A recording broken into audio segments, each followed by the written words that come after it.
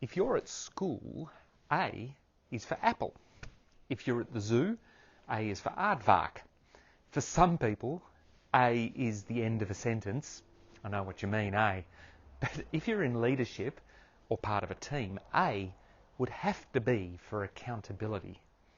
But it's also something so many teams struggle with. A common question I hear from leaders is, how do we foster greater accountability right across our teams? But I often think that question is coming from a deeply held assumption that accountability comes from an inner state of being above all else. That there are some people who are just more inherently accountable than others, more willing to take accountability for their actions, more willing to share ownership. And while there might be some truth in that, I wonder whether we give that story more weight than it deserves. I'm reminded of one of my favourite quotes from James Clear, who wrote a book called Atomic Habits.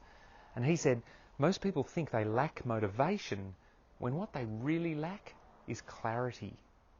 And see, I reckon the same is true in this conversation about accountability. What if one of the biggest reasons we don't get people sharing accountability as much as we'd like is because we don't do enough? We don't have enough of a habit to forge absolute clarity about who needs what, from whom, and by when. And not to just talk about it once and hope that everyone's going to take it from there, but to keep those commitments in sharp focus the whole time. Whenever I work with teams, I'm looking for something. I'm looking for their ability to take productive conversation and discussion, the canvassing of ideas and perspectives, and to crystallise that into real commitment at an individual level across the team. So you don't have those moments which happen all too often where meetings conclude with this sudden realisation that we're out of time, and so someone says, okay, look, this has been a great chat, thanks everyone, by which stage half the room has rushed out of the meeting anyway. If building that kind of commitment is something you'd like to strengthen as a team, I reckon it can start with something as simple as your ability to talk action and accountability. Perhaps best summed up by one of my favourite questions, containing 3 simple words, which is, who's got what?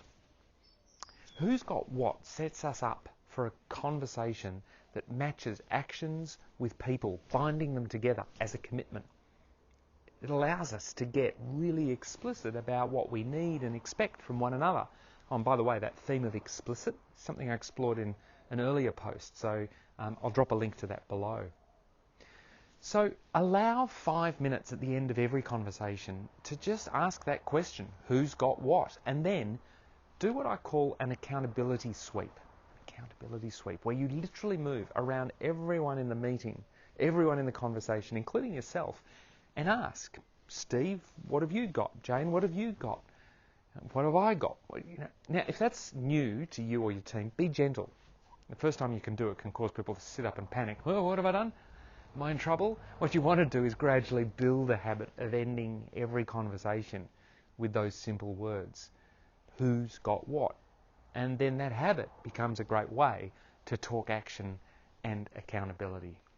Okay, that's it from me. I'm Simon Dowling.